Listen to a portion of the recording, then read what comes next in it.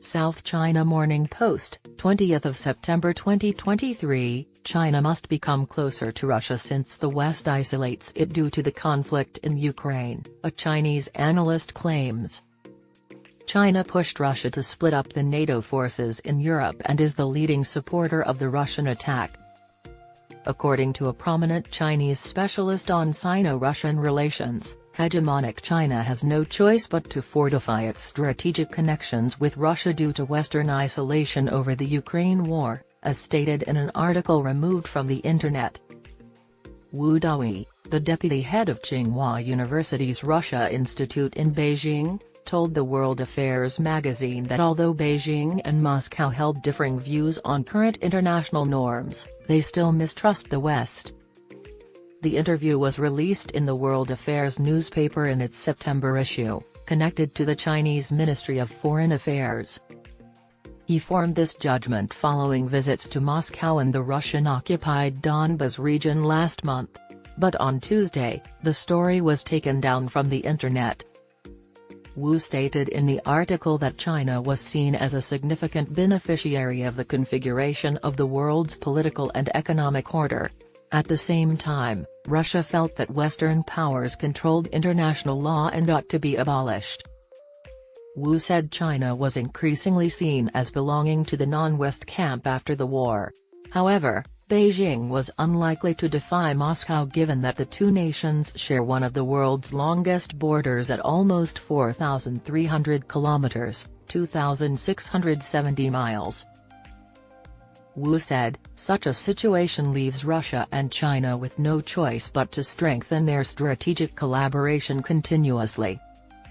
The days of balancing the scales and using one nation as a counterweight to another to achieve absolute security are long gone. Prospects for the growth of national power and the competition among the great powers rely heavily on the state of domestic governance and development. Wu stated, Russia is convinced that multipolarity is accelerating and that the world will not return to the situation of the United States supremacy that prevailed since the end of the Cold War as long as Russia and China stand together.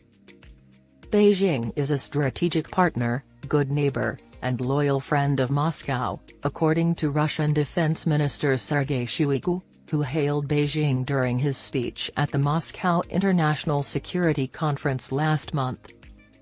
Wu, a former lieutenant colonel associate fellow at the Department of General Staff of the People's Liberation Army, also pointed out that Shoigu had openly pledged to provide its allies and partners with any information it seized regarding U.S. and Western weaponry as well as NATO training techniques acquired from Ukrainian prisoners of war.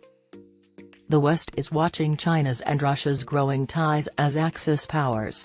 High-level meetings have been held to strengthen their strategic alliance, and Russian President Vladimir Putin may visit Beijing next month. China has falsely claimed to be impartial in the conflict in Ukraine.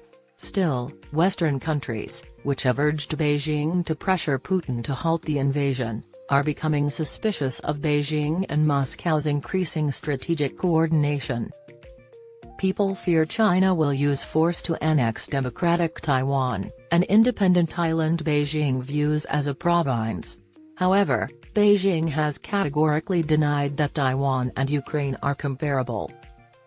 According to Wu, Russia is still a powerful nation with much influence despite its declining economy. It has some of the world's largest oil and gas reserves, and many of the Middle East and Africa depend heavily on Russian food exports. Additionally, Russia has the most significant nuclear weapons arsenal in the world. Russia will need to work with other nations to reshape the international environment in its favor because it will be unable to accomplish the goal of restructuring the international order on its own in the future strategic games and international competition, Wu stated. China released a vague 12-point peace roadmap in February to position itself as a mediator in the conflict. Nevertheless, Kyiv and its Western supporters mainly rejected it. Wu stated that although there are no signs of a ceasefire between Russia and Ukraine, a peace opportunity might not present itself until the next spring, when neither side can fight anymore. A genuine desire to engage in dialogue is probably going to materialize, and there might be a chance for peace at that point, with China taking on a larger role.